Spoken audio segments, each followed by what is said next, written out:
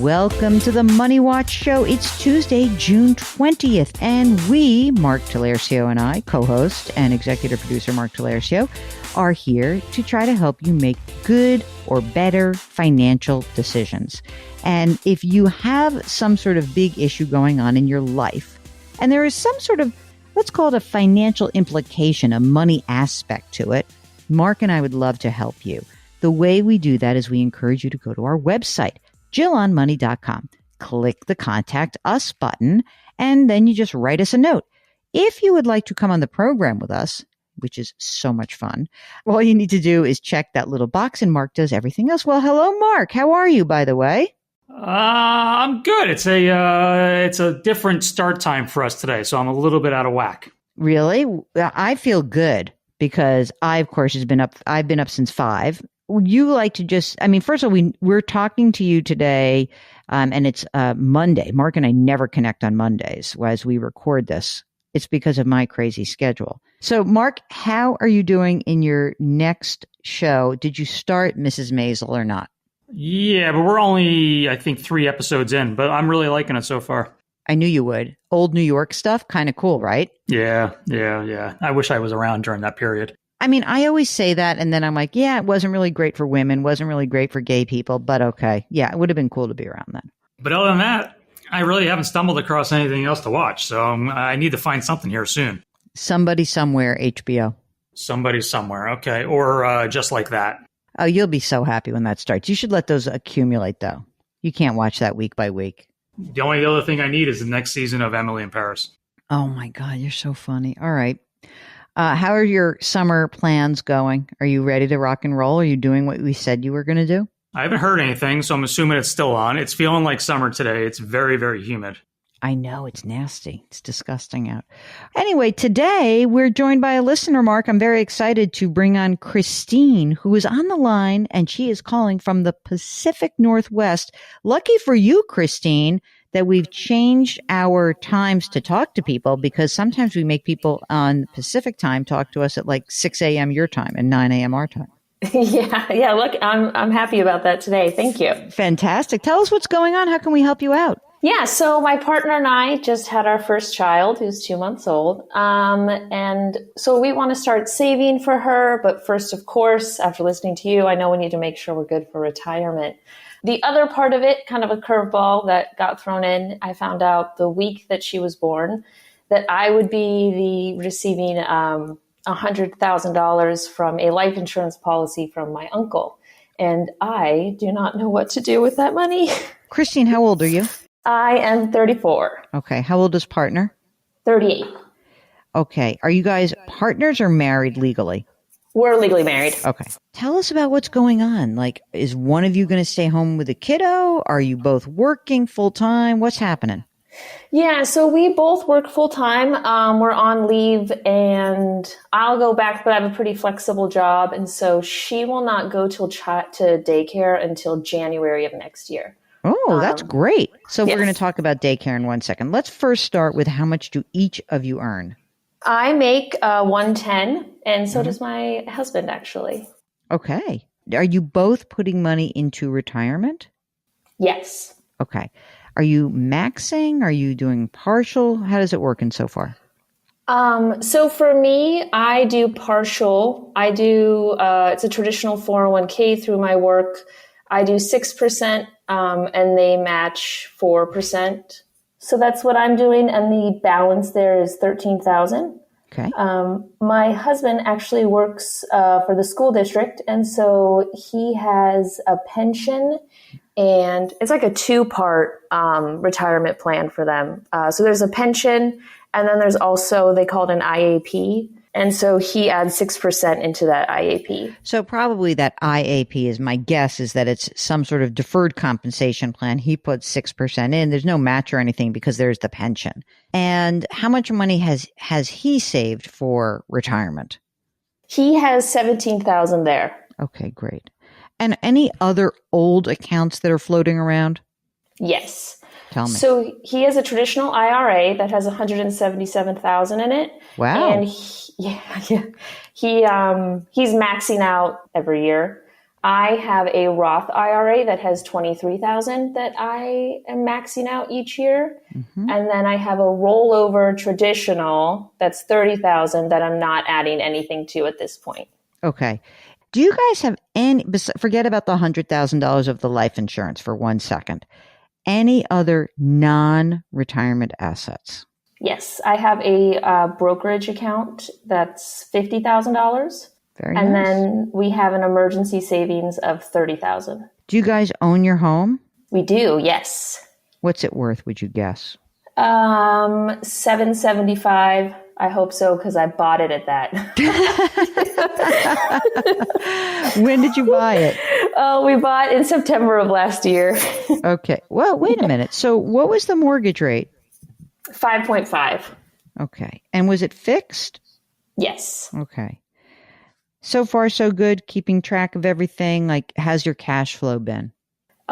Pretty good. I'll say in the last 2 months, things are a little bit different. The amount of Amazon packages I get with stuff I didn't know I needed for a kid has happened. But yeah, outside of that, we're doing pretty good. Okay. And so you said daycare will start, you said next year, right? Correct. What do you think it's going to cost to go through daycare? It will cost us $1,200 a month. Are you going to be able to float that, or do you think you'll have to pull back on some of your retirement investing? So we'll be able to float it. I'll tell you why as I open my little budget. Okay. I love that you have a little budget to open. Yeah. We have an auto loan that's like $6,000 at 4% interest. We also had to get a new roof on our house, unfortunately, but it's 0% interest as long as we pay it off within a year. Mm-hmm. And that's $12,000. Mm-hmm. And so the monthly cost of those, if we pay them off by December, would essentially equal a little bit. It's about $1,200. So that money would just transfer I into got daycare. you. So that's going to be fine. Yeah, exactly. Okay. So, Mark, do you have any other questions to throw at Christine for Christine and her partner? Is there any money left over right now at the end of each month, or are you guys just kind of getting by as it is? There is some money, let me tell you. There's some money. Yeah, I mean, so I have money allocated within our budget already for like miscellaneous spending and entertainment. And outside of that, I would say there is $800 that I don't have accounted for. That's awesome. Okay. That's great. All right. Let me just do a couple of other details. Life insurance, do you have? We do through my husband's work. How much? $500,000 each. This is always one of those annoying questions that people like me ask, but do you think you will be having more children? Yes, we want to have at least 2.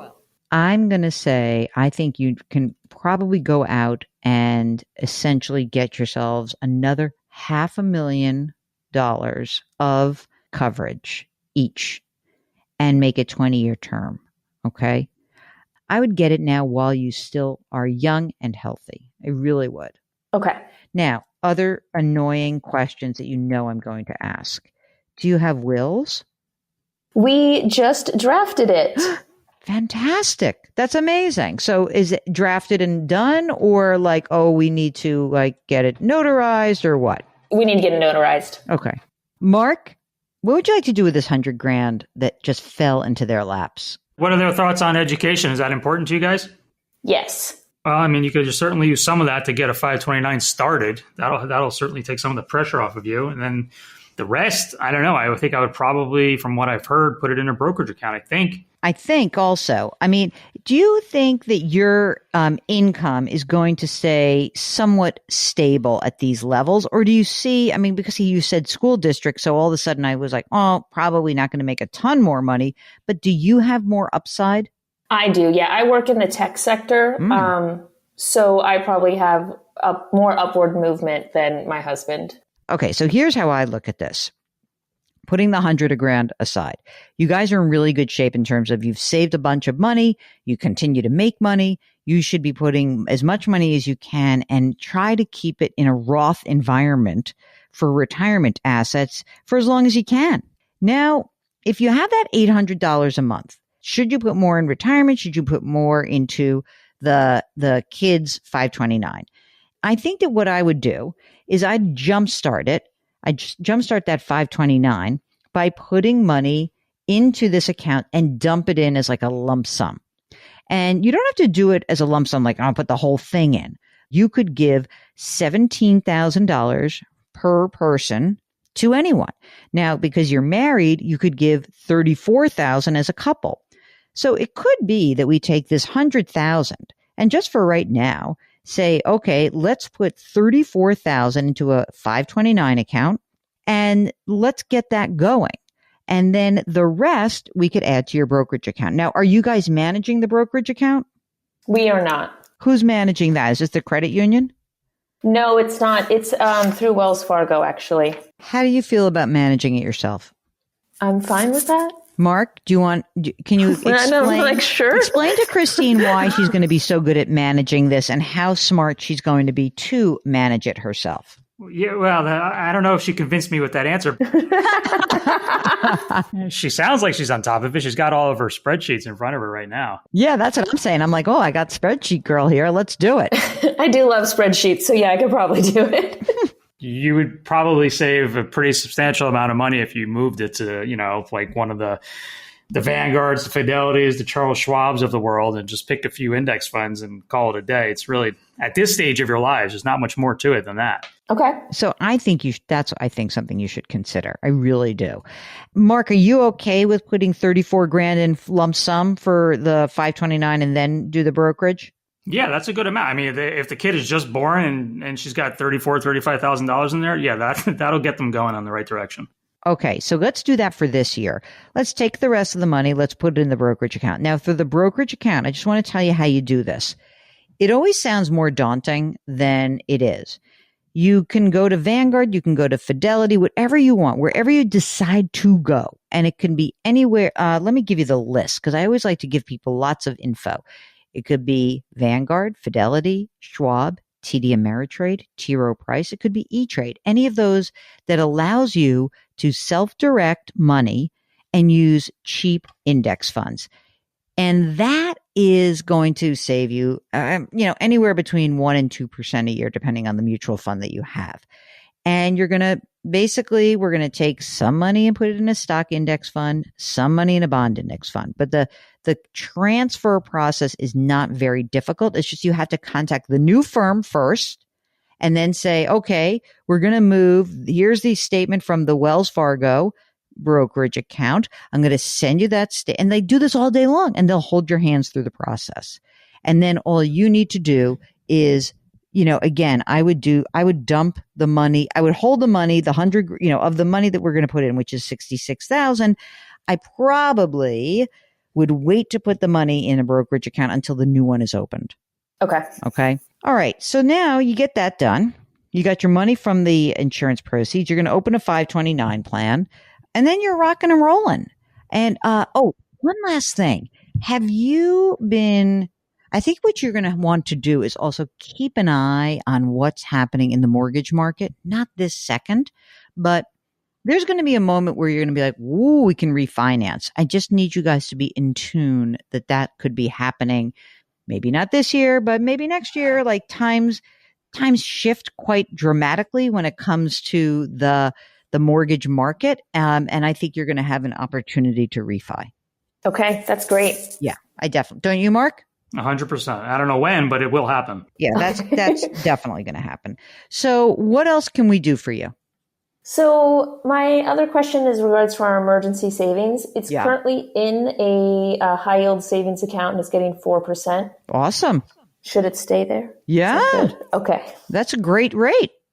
Why, you want more or less? You want to get less? I'll find you plenty of places you can get less. No, I just want to make sure it was a good spot for it. No, I think that's good. I think you're in good shape there. I will say that, I think you've got this tight grasp on the numbers. We didn't really talk about that surplus $800 a month. I just want you to see how things go once daycare starts. Let's see if you truly do have $800 a month, maybe, $600, whatever it ends up being. If you have that surplus, you can just add it to your brokerage account and, let that build up. This initial dump into the 529 plan, the 34,000, that'll probably take you off the hook for the first 3.5 years. And then after that, your cash flow is probably going to increase by that point. You're going to want to start contributing on a regular basis to that 529 plan. If you can swing it $400 a month, in a perfect world. Okay. But you don't have to do anything for at least the next 3 years or so. So that's good. Yeah. Give us some time for baby number 2.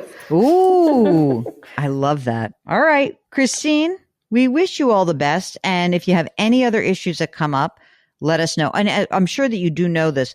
This is a life insurance policy proceed, so it is not taxable to you. Okay, so there's no tax that's due.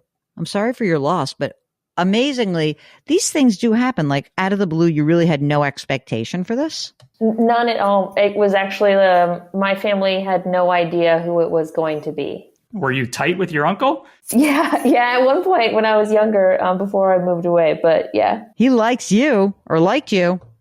Do you have siblings? I do. Are you not sharing it? I have a daughter now, and I'm the only one with a daughter. We're on board with you. Take care of that girl. I will. Thank you. All right. Good luck to you.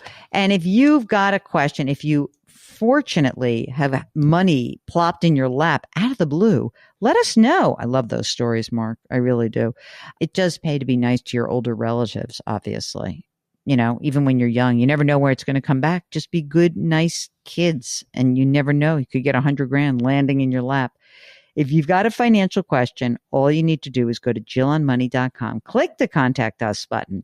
While you're on the website, you can do a few things. You can sign up for the free weekly newsletter. You can subscribe to our new service. It's called Jill on Money Live. That's where you have access to quarterly live webinars and lots of bonus content. We've got some great interviews that are behind the paywall right now. We've got Gina Smilik, who's the New York Times reporter. And, here we are talking about the Fed a few days after the meeting. We have Mike Quincy from Consumer Reports. He's the automotive writer, and he is just so charming. Mark, I have continuously thought about that interview. He just makes me smile. And of course, the incomparable Ed Slott. I would like to say he's the father of the Roth IRA. He's just like the first official or unofficial cheerleader of the Roth IRA. All that lives behind our paywall. If you want that, you have to subscribe to Jill on Money Live for a whopping $35 for the next year before Mark jacks up the price. And that's going to happen on January 1st of 24, he says. We'll see. We'll see how many of you do this. All right. The Mark I keep referring to is my co-host and the executive producer. Karen Kranick is our web queen. We're distributed by Paramount Global. We drop our episodes every Tuesday and Thursday. Do me a favor, lift someone up, change your work, change your wealth, change your life. Thank you for listening. We'll talk to you on Thursday.